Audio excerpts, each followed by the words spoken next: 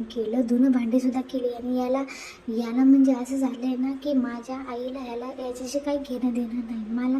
अरे तुम्ही तुमचं घर घेतलं ना, तुम्ही घर घेऊन राहा ना, आम्हाला काय करायचं आहे. पण माझ्या जर मम्मीला जर त्रास झाला ना, तर मी तुम्हाला कोणाला सोडणार नाही. माझ्या मम्मीला एवढा त्रास दिला या लोकांनी प्रमाणाच्या बाहेर. आदल्या दिवशी कार्यक्रम वगैरे करतो आणि नंतर आम्हाला फोनवर जाब विचारतो. ह्या भांडणामुळे, हिच्या किरकिरीमुळे माझ्या आईला एवढं सहन करावं लागलं ना. प्रत्येक गोष्टी माझ्या आईने सहन केल्या हिच्या. आता मी हिला सोडणार नाही, काहीच नाही.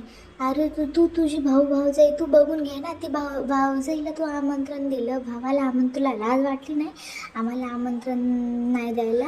आणि तू आईला गेल्या वेळेस पण तू आईला बोलून घेतलं. नुसतं हिला हिची आई आणि हिला हिची भाऊजाई पाहिजे. हिला कोण नको. हिला आमच्याशी काही घेणं देणं नाही. हिला भाऊ फक्त आई एवढंच पाहिजे हिला. माझ्या मम्मीने एवढं सहन केलं आहे आणि या मम्मीला जर माझ्या काय झालं तर याला जबाबदार मनोज आणि मनोजची बायको राहील. तुला लाज वाटू दे जरा तरी.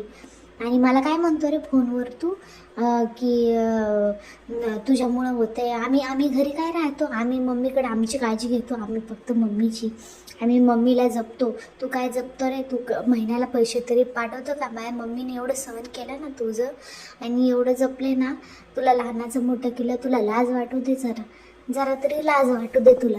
कारण मम्मीने किती सहन केलं आहे ना. मम्मी एवढं फेस गोष्टी करते. मम्मीला आता अटॅक आला आहे. पहिला अटॅक येऊन गेला होता, तुला माहिती होतं मम्मीला अटॅक आला आहे. मम्मीला गोळ्या वगैरे चालू आहेत. संध्याकाळी रात्रभर मम्मी जागती, मरणाची तिथे पावसात काम करते.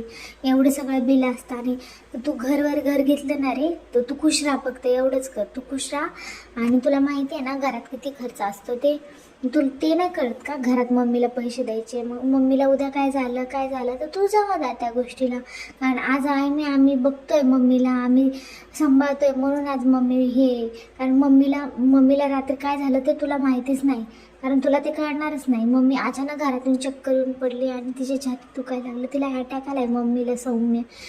आम्ही कुठल्या परिस्थितीत ना आम्हाला माहिती आहे. तू नालायक पोरग जन्माला आलं तिच्या पोटी. तू खूप नालायक आहेस. आणि पब्लिक म्हणता ना तुला, तू बायकोचा बैल आहे. तू बायकोचा बैलच आहे. आता मी तुला बोलते ह्या गोष्टी कारण मला बोलायच्या नव्हत्या, पण तू ना खूप भाग पाडलं रे भैया, खूप भाग पाडलं ह्या सगळ्या गोष्टी करायला. आणि खूप नालायक निघालास. तिला तर आम्ही काय बोलणारच नाही, कारण तिनं ना प्रत्येक गोष्टी तिनं केल्या सगळ्या गोष्टी.